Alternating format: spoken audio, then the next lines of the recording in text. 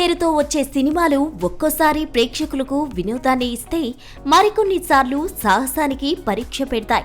సుహాస్, నరేష్ ప్రధాన పాత్రలో వచ్చిన ఈ సినిమా రెండో కేటగిరీకి చెందుతుంది. అసలు ఈ కథలో ఏముంది, ఎక్కడ తేడా కొట్టింది చూద్దాం. చిన్నప్పుడే తల్లిని కోల్పోయిన కృష్ణ తండ్రి రావు బల్వంత్ నానమ్మల సంరక్షణలో పెరుగుతాడు. కృష్ణకు తన తండ్రే రోల్ మోడల్. తండ్రి చేసే బిజినెస్ ను టేక్ ఓవర్ చేసి ఆయనలాగే పేరు తెచ్చుకోవాలన్నదే కృష్ణ లక్ష్యం. కానీ ఆ బిజినెస్ ఏంటో తెలిసాక కృష్ణ బుర్ర గుర్రన తిరుగుతుంది. అసలు ఈ రహస్య వ్యాపారం ఏంటి, దానివల్ల తన ప్రేమకొచ్చిన కష్టమేంటి అనేదే సినిమా. ఏమండి, వారసత్వం అంటే ఏం ఆశిస్తాం? తాతల నాటి బంగారమో, తండ్రి సంపాదించిన ఎకరాల పొలమో. కానీ ఇక్కడ మన బలవంత్ గారు తన కొడుక్కిస్తున్న వారసత్వం ఏంటో తెలుసా? ఒక పక్కా వ్యభిచార కొంప.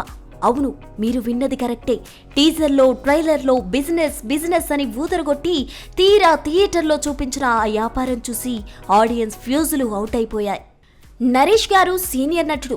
ఆయన్ని ఇలాంటి పాత్రలో చూడ్డం ఒక ఎత్తైతే, ఆ వృత్తిని జస్టిఫై చేయడానికి డైరెక్టర్ పడిన పాటలు చూస్తుంటే జాలి వేస్తుంది.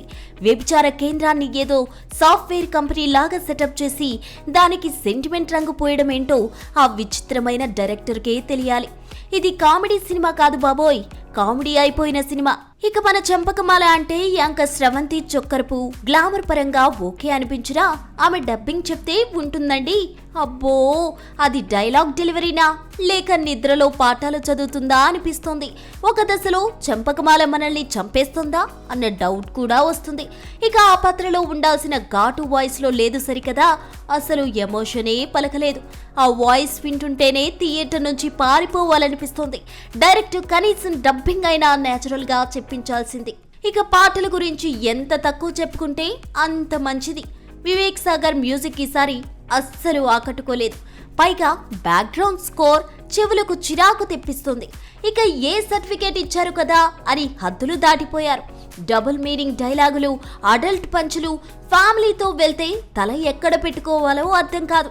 సుహాస్ తన పక్కింటి అబ్బాయి ఇమేజ్ ను నమ్ముకుని ఇలాంటి చెత్త సబ్జెక్ట్ ను ఎలా ఓకే చేశాడో, అసలు ఆ వ్యభిచార కోపంలోకి ఎందుకు వెళ్లారో చెప్పిన లాజిక్ వింటే డైరెక్టర్ కి మెడల్ ఇవ్వాలనిపిస్తుంది. చివరికి అన్నపూర్ణ లాంటి సీనియర్ నటిని కూడా ఈ డర్టీ గేమ్ లోకి లాగడం దారుణం.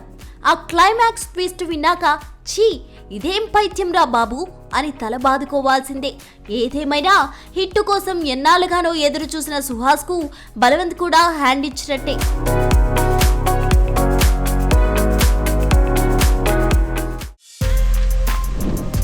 For more videos like this, subscribe Big TV channel.